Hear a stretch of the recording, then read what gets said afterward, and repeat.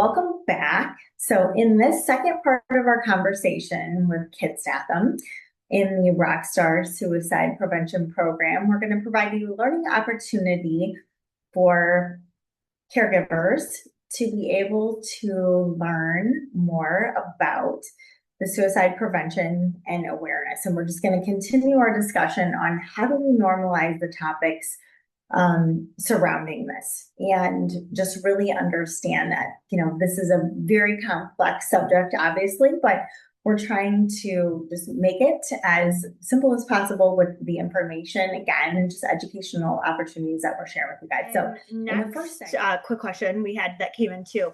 You were saying, and correct me if I'm saying it wrong, is it Brene Brown? How do you spell her name? Somebody asked, because if they want to look at her stuff, and we'll absolutely share the coping skills and the video Keitt was talking about. But how do you spell her name, just in case if somebody wants to look up some of her content? Brene. Okay. And then Brown as the color. And I'll get that video. It's my favorite YouTube video. It's like a little cartoon and it's like 3 minutes, but I'm a visual person. So for me, it clicks for that empathy versus sympathy. And it's just that reminder. Because y'all, as a therapist, I am constantly having to remind myself, validate emotion, because my mind goes to problem solving a lot of the time of like, I want to help and how can we problem solve? And I think that is very humanistic. I see it the majority of in parents too. I see it a majority of the time in parents, but especially mothers. Yep. Problem solving. And I tell parents a lot, we have to validate the emotion first. So validate the emotion first, pause just a bit, and then go, can we go into solution? Like, do you want help problem solving this? But it's just that reminder, and I have to do it constantly of like, I don't have to solve the problem. I first need to validate that it's occurring. Yeah, absolutely. And then also just on a personal note, how you were talking about the genetic testing.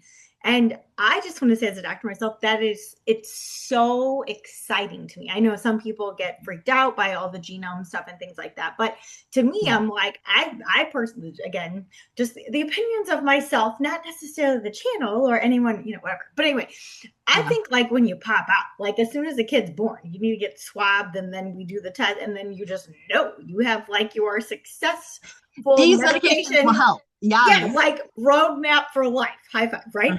It'd be amazing because to your point, like the cool thing about having genetic testing like that done is that then like for your own body, like, the 5 different pathways, the different pathways that medications and just things in general, right, get processed through. Like, if like maybe this, second particular pathway, whatever, like if I know, like I'm not a good processor in that second pathway, any med that gets put through or attempts to try to get broken down through that particular pathway, my body's gonna suck at it compared to any of the other pathways. And so what that like symptom wise translates to is, the questions we've all been asked our whole life that we're used to, right? Like, do you have any allergies to medications? Do you have any sensitivity? Do you have any whatever, right?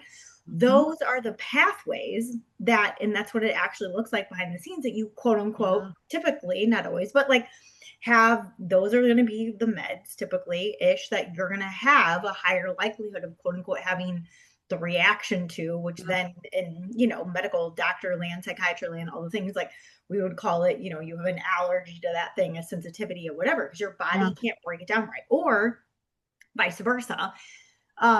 Since you're not breaking it down right, or sometimes maybe that pathway is like way too effective to break it down, like to be able to get the same outcome, like maybe, and let's pretend you and I have different breakdowns in that particular pathway, but we're going to give you and me the same med.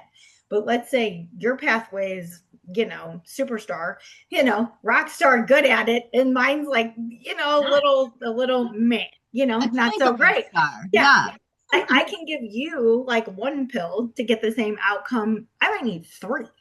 to get the same outcome. Yeah. And clinically. But then again, then you look at, okay, well, if you pump 3 of these things in me, like what the heck, is that going to do to my liver, my kidney? Like, what are the other than reactions and downstream effects by overdosing, sometimes, if you will, my system so much with a med that, like, for goodness sakes, if I just pick a different pathway, a med can just shoot right through and break down easily in to get that same kind of clinical outcome. Like, just pick a different one, So so it's pretty cool. And it can really also help then, again, as providers, like when we know that information, to give clients and us, more clinical certainty as well, especially with psychiatry patients, because again, it's like you said, it gets kind of foggy, it gets kind of delicate. And a lot of those people, when they get to that place anyway, like they don't have a lot of certainty, they don't have a lot of trust, they don't have a lot of some of those other things going on anyway. And then as a provider, you're like, hey, let's try some of these different meds. And and there can be some just as any med, right? But there can be some pretty significant reactions. And then it scares people off for them trusting that anything can help them. And it's like, okay, well, time out. Like, I get that you've tried 2 meds before in the past and counseling, and like you had major adverse reactions to some of it. And then you feel like maybe the counseling didn't help, or whatever. But like me, as a provider, as a doctor, like if I can throw a dart right at a dartboard, preferably like right at a bullseye, and know with a higher likelihood percentage. I mean, it's not always a slam dunk by no means, but if I know there's a 90+% chance that this med I'm going to be able to give you is going to actually help you to have the right outcome that we're all clinically trying to do. It's such a better experience for you as the patient. And it helps you get through your care a lot better and helps you get stable faster too. So it's really cool. So yes, that's my nerd doctor brain on that. But that's where like I just get super excited for that kind of you made a lot of great points too, Dr. Jen, because you spoke about it, and it is so cool, but you also spoke about how defeating and how deflating it is when you are trying and nothing is working, because then it taps into the I'm out of control, like what's wrong with my body, like what's like I just want help. You have to trust your treatment provider, and then understanding yourself, like understanding how your body operates, what you can and can't control. And then the other part is that trial and error when it comes to medications, and that's the witch of it all. Oh my goodness. Yeah, absolutely. Well, and I guess one of the questions we had come through too, and I don't know if you, again, like, I don't know if you want to, keep doing it on this one, or, if you'd want to address some of this, maybe in a different thing even too. But would be because of your, again, this is one more 900,000 reasons why we love Keitt, but because of your extensive background and working with the programs that you have, like at Centerpoint, so, so basically like, like mental, or like hospital setting, like clinical inpatient and outpatient, kind of like intensive, kind of more program stuff too. Besides, your regular outpatient practice that you have. What does that look like? So let's say, somebody in the community, like we recognize somebody around us is having an issue, whatever. And let's say like it's really pretty bad, or something, kind of happened and we're really kind of worried about it. If somebody like would actually call like 911, for example, and then have an ambulance like dispatched or something, what is that? Either that process, like if they enter the hospital system, quote unquote, through, ambulance process, or like if someone can intervene, get them, into a vehicle safely, and they can get delivered to, hospital setting, or they can get there themselves. Like one of the questions was like, what does that process look like, or how do you like initiate that? And then like when they get there, Like, or how does someone decide? Do they go to like the ER, at regular ER hospital, BJC, at Mercy, or whatever, or like do they go to like a center point or something? So that was kind of question number one. Like how do you as a support person, or if the person themselves is going through it, how do they decipher like where do they go? But then also like how does like ambulance teams or somebody like that, how do they figure it out? And then when you get there, like what's the process like that that happens to kind of start unraveling all this? And how much then on the front end or the back end, even like when somebody does get released, like what does that look like from like a caregiver standpoint and from the patient standpoint, which I feel like that could be a whole thingy possibly in and of itself. I don't know. So not that necessarily you want to tackle all that right now, but anyhow, but that was a question that just came up and I was like, oh, questions, I guess. And I was like, oh yeah, like that's great, because that stuff also is never talked about. It's just like you just drive by Center Point and you're like, well, that's cute. Like that's a building. Like I have no idea what happens there. And same thing again. It's like one of those taboo things. It's like, well, it's like you're curious, you're nosy about it, but you have no idea like how it actually goes. And so I think for a lot of people, like it's a scary premise. But again, how do we normalize some of this, like in case if like you have to do that, So and again, not that you want to handle all that now, but whatever you want to do. Well, I do, because you have to leave, right? I in yes and no. It's whatever we need to do. Yeah. Okay. So ultimately comes down to safety. Can you get them there safely? Because I have parents and I have had kiddos where they would try to throw themselves out the car. So the parents could not take them. But that is what it comes down to. I can see that. Yes. Yeah. Yeah. If and you might have someone who needs to go to the hospital and get help, but they won't move. And so that's when you can call the ambulance to come out, because then they are trained to help get them out. And then get to the hospital. So ultimately it comes down to safety. If you can safely take them to the hospital, yes, that is going to be ideal, because how much does that ambulance ride cost? But if you can't, you call the ambulance. Again, it comes down to get the help you need when you need it. Now, when you go to a hospital, so if you go to Centerpoint has an assessment and referral department. You go in, you sign in, and then there is an assessment counselor that will meet with you. They will basically do an assessment. They will talk to you about why are you there. They will ask the questions of, do you want to hurt yourself? Do you want to kill yourself? Do you have a plan? Can you keep yourself safe? They'll be asking all these questions. Now, if you are a minor and you have a parent with you, they're going to ask the parents, because again, it comes down to safety. Can the parent keep the child safe? Because if that answer is yes, then they will likely not be admitted inpatient, because safety can be consented by the adult.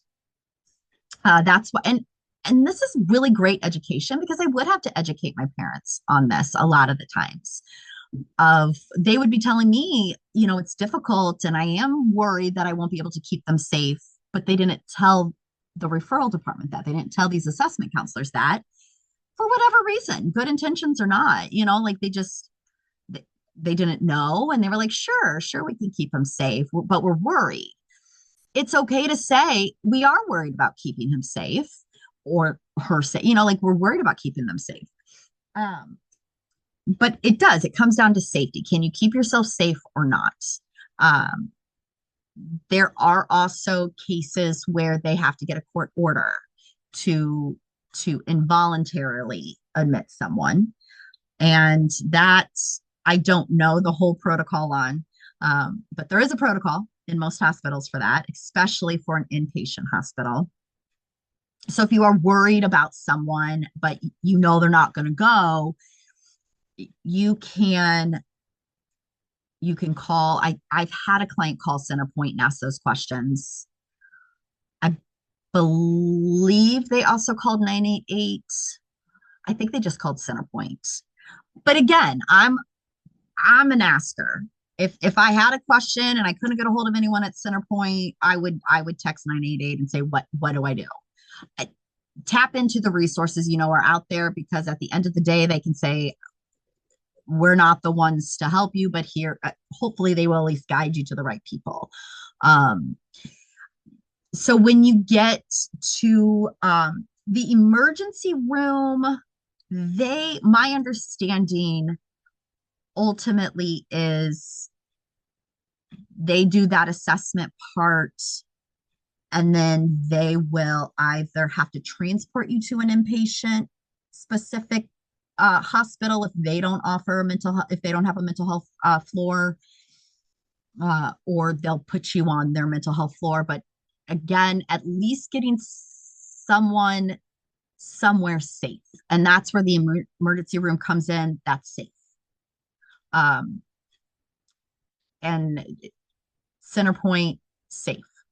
I have clients and parents where it's like, okay, we're going to take our kiddo to, and then they're like, okay, we can either take them to St. Joe's in Wentzville, we could take them, downtown to this hospital. So also knowing which places have inpatient floors and mental health access and resources is important too, and being able to throw out that info. And there's also info online with the different facilities that are available. So the purpose of inpatient is to keep you alive, is to keep you safe. It's to also figure out if medications are needed. So a psychiatrist makes rounds on the floor. There's groups to just, again, check in and like throw out some coping skills. But inpatient is safety. Like that is what they focus on. They want to make sure that you can be safe. They want to make sure that you can stay alive, and then they will discharge you. And I used to work for the IOP program, intensive outpatient. And so that's a step down where you come 3 days a week, 3 hours each time. And it's a step down because you get to go home, but it's still intensive. It's still, okay, we're going to keep our eyes on you. Let's make sure, we're going to monitor any medication needs. My goal was to plant a seed.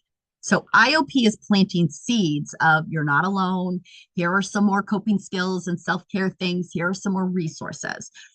I also made it a point to make sure to throw out as many, my job was to point them in the right direction when they got discharged from my program, which was about a month, to like an individual therapist so they can keep digging. So individual therapy allows you to dig deeper, allows you to dig into the roots, allows you to process through trauma, allows you to just, again, it's deeper. And so that is the progression, and why like inpatient is there. They're not there to solve your problems. They're not there to fix your problems. They're there to keep you alive. Group therapy, like intensive group therapy, is there to give you a little bit more coping skills, more time to talk and process and gain insight into yourself and triggers and warning signs. And then discharging there goes into the community. What else is out there? Do you need a specific group? DBT, CBT groups. If you are struggling more with, let's say, OCD, there's OCD groups. So there's lots of different groups that are specific. And then individual therapy is where you really dig in, where you really can like process through more, give yourself more time. And that's how and I think that explanation too is important, because again, people don't know what they don't know. And I just heard a lot from parents and kiddos of like, well, they didn't teach us anything in inpatient. Yeah, because it was a safe place. They just needed you alive. That's what the purpose is. Now, they still throw out group therapy and treatment and all that stuff, and that's great. But their purpose is to keep you alive. So the discharge from inpatient should consist of the different resources. I know that there was a job position in inpatient when I worked there, where before they were discharged, they talked about, okay, we're going to recommend IOP. We're going to here's some therapists in the community. Like they would at least try to point them in the right direction. I don't know if that's the case in all hospitals. I don't know if that's the case even where I used to work. But that is the way it should be, right? And I hope that answers that question. And I can also, let's go ahead and plan another video, even if it's a shorter one, where I can wrap up and then answer any more questions people have.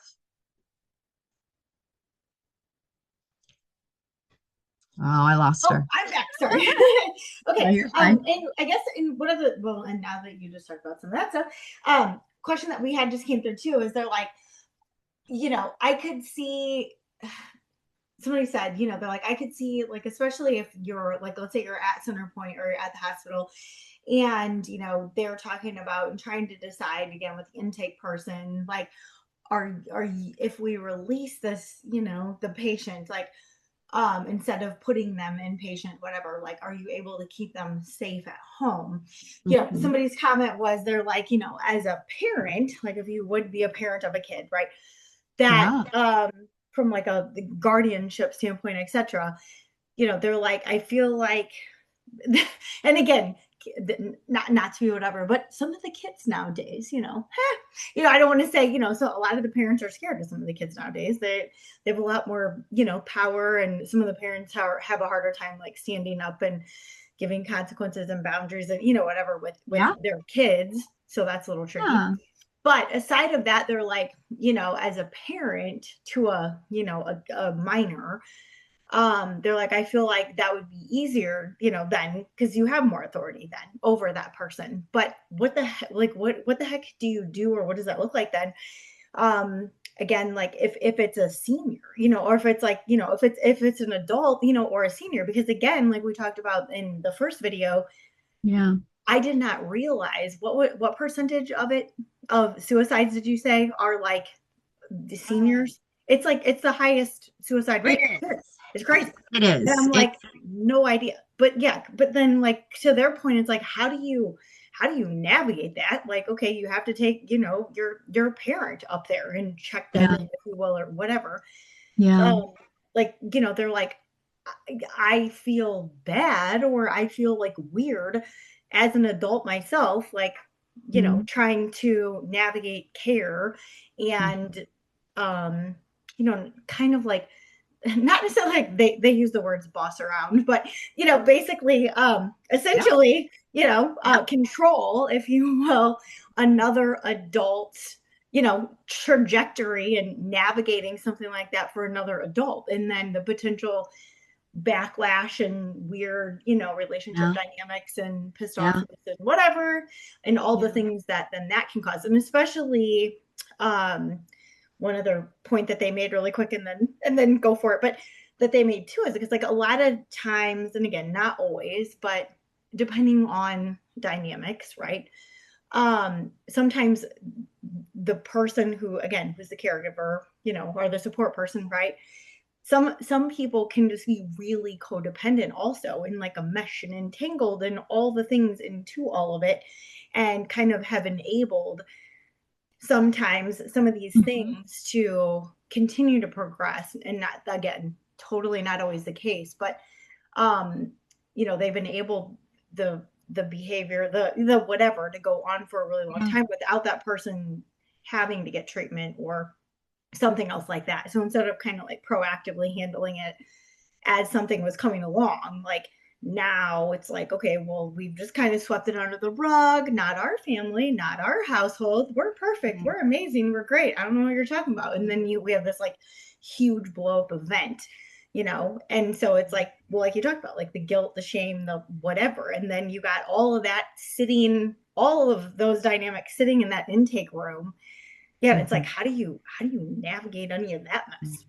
And again, which I think is maybe different for a minor, or somebody, like if you're caring for somebody with disabilities also, or, whatever, like there's just a lot of components of that. So I know that was a lot, but does that make sense, I guess? Or what do you do with it? It does. And there are a lot of components, because we could talk about guardianship. We could talk about, we could start there with, do you have guardianship over that person? And so that is something that you can be mindful of, as your parent gets older. Is that like a POA medical, like power of attorney medical? Okay. I think it could. Or is guardianship, or is that different? Or does that look different? Guardianship, I believe, is different, but I think POA could possibly also allow a different person to make medical decisions. So ultimately, it's kind of giving you the authority to make medical decisions. Now that is a process, and then that is money, and that is right.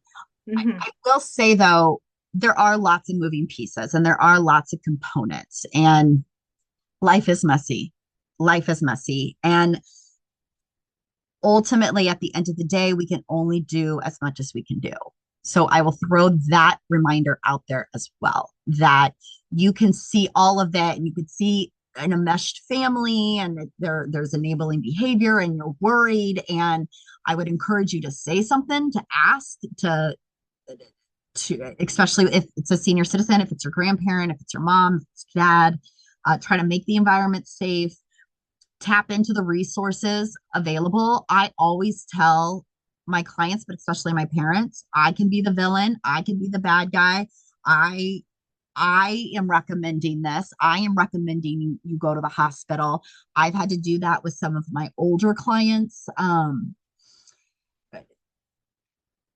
so again, everything that I'm throwing out there, nothing is magic. These are great questions, and sometimes there are gonna be barriers and obstacles, and you can only do so much. But understanding what you can do. So especially when it does come to a senior citizen, it does come to someone who has their own authority, can make their own decisions. You can ask them, do you want to hurt yourself? Do you want to kill yourself? They can say yes. Now, if they say yes and yes, and they have a plan, my understanding is call 988. And you could even ask them, like, they refuse to go, but they're saying yes to these things. They can then change their mind and go, no, I'm fine. Yes, I can keep myself safe. And you could have a gut feeling and know damn well that they're going to do something. And at the end of the day, again, you can only do your due diligence, and I would encourage you, please don't, please go. I want you alive. I know this is tough. I am pleading with you. You can try to take everything out of their home. That is unsafe. If someone wants to hurt themselves, they're going to. And that's just a really harsh, but realistic, that's the truth. And we can only do so much, and it's heart-wrenching. And my hope and my belief is that that's the minority of experiences instead of the majority. But the question of, okay, as a parent, you have more authority over a child. Yes. Where's that authority when it comes to individuals that are older? So either the elderly or even just your parent. Talking with them, asking them not to kill themselves, asking them to stay alive, asking them to go get help, figuring out where the help is. And again, this isn't magic. I wish that I could just say this and it's like, okay, poof, it'll work out. Life is messy and life is complicated, and we can only do so much sometimes. And so I encourage you, do your due diligence, do the best you can, encourage them to go. I would call 988. I would call, or even, gosh, I even think you could call 911 if you wanted to, of like, my mom is saying they're going to hurt themselves. I can't control her. Because if there's danger to yourself or other people, they can admit you. And again, I know Centerpoint has a protocol of like getting a judge to sign off on an involuntary admit. And I think, what is it, like a 72-hour hold? So there are resources for that. Yes, it's complicated. Yes, it's messy, but they're out there. But if your parent has had a lot of medical, maybe not medical issues, but behavioral health issues, mental health issues, if they've lived, like if your parent, I have some experiences, and even some of my clients, their parents have a diagnosis of schizophrenia, and they have psychosis. And I have one where they don't have a relationship with that parent. And so it's also that acceptance of, I don't know what's going to happen. But I've had a client where they did go through the channels to get guardianship or POA. They got something where they can make medical decisions, um, which allowed the child, my clients, to at least know that whatever happens, they can still be independent. But if they need to go and get treated somewhere, I have that power. Yeah, no, I love that. That's really cool. Yeah. Well, and So yeah, throwing out the different options because too, I wish it was more black and white too. It was more just cut and dry with a lot of these things. Um, these are great questions and the majority of the time it's gray. These are like gray areas because every experience is different, but at least knowing, and I encourage people go to the basics of pause so you can respond and not react. Where are the resources and tap into the resources that can help you and do your due diligence at try. Um, and with that, somebody has another really great question in that, you know how earlier you were talking about the safety plan, right? Is the safety plan, is that something that, like, let's say you as the, you as a therapist, or, whoever also like could be supporting somebody, right? Let's say they have a safety plan, they put that together. Who should that safety plan like all be shared with? Does that just stay between like the client and you from like a HIPAA standpoint or whatever? Or is that good to share, maybe with like a couple other people, or if you're the caregiver for somebody who's going through something like that, is it helpful for you to have a copy of that thing? But then so that's question one. And then another question that somebody just asked too, like, you just have such good information and everyone is just so engaged. I love, yeah. So one of the other questions is too, like, in that case also, they're like, just somebody was like, thinking through some of that. It like if someone is potentially like, suicidal or something and starts seeing a counselor and or psychiatrist, etc. Again, I know like a lot of people are private, very private, with their lives, with some of those things. But also this person was like, I feel like it would be like helpful, if at least one or two other people in their life would have a list of like, these are the providers I'm seeing, here's their phone numbers, these are the meds I'm taking, whatever. So just in case if they do, and this person had a good point, in case if they do have to go into a hospital setting, then at least somebody could hand that information over quick to the inpatient team for them to be able to like navigate, like, okay, like what kind of, we were talking about genetic testing earlier, like, right? Like these are the things, because maybe they went through 5 different meds to get to the one that works, but then the inpatient team is going to want to put them on one of the 5 different meds that didn't work. And then it creates a whole host of other issues. So yeah. So how does that work? Or I guess then the other question I guess would be too, are psychiatry meds like that then also part of like a client's, I don't know, like database? Because how a lot of times like meds, or like as regular healthcare providers, right? Like at a BJC hospital system or a Mercy or whatever, everybody puts all their stuff in Epic, for example, right? Yeah. How does that work? Like if somebody is an outside psychiatrist or something, like do the med list get filtered into some of that stuff? Or how does that work? I guess my brain as a provider, I just thought about that because I never thought about that before then. Like what happens then? Yeah. And I think that is why, like, I actually just had a client decide to go with like it was a hospital like someone who was through a hospital that they go to usually, you know what I mean? So then oh yes, yeah. Because ultimately, and again, inpatient ain't magic either. I've had clients go into inpatient and they have messed up all the medications and it did more harm than good, but at least they're alive, but still, and so even being an advocate for someone who goes into inpatient and making sure you're on the ideal is to be on top of the doctors, to be on top of the social worker, be on top of like, what are you doing? Why are you doing that?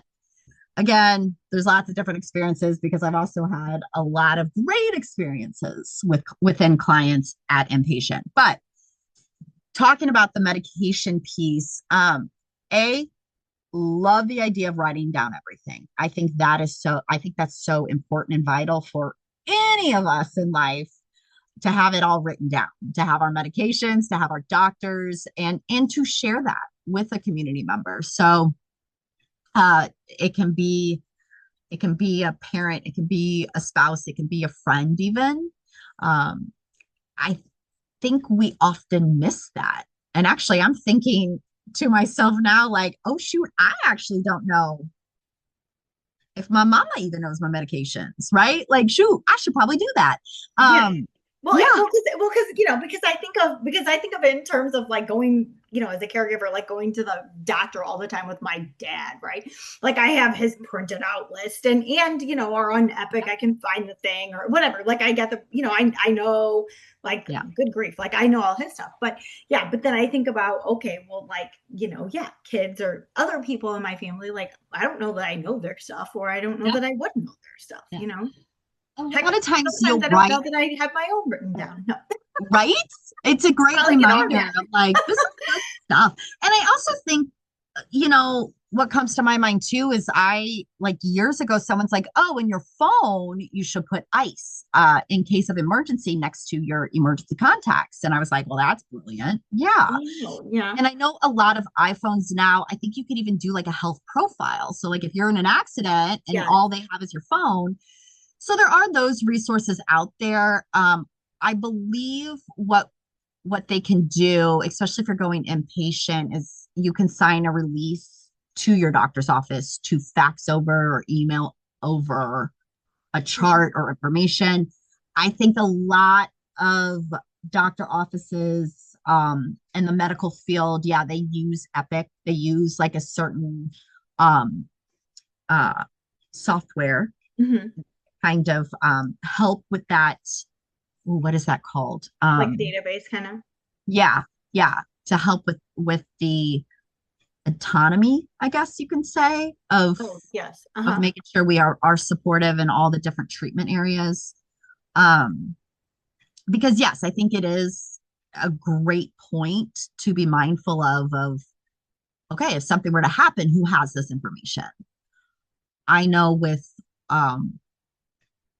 I have someone in mind that I've worked with before, and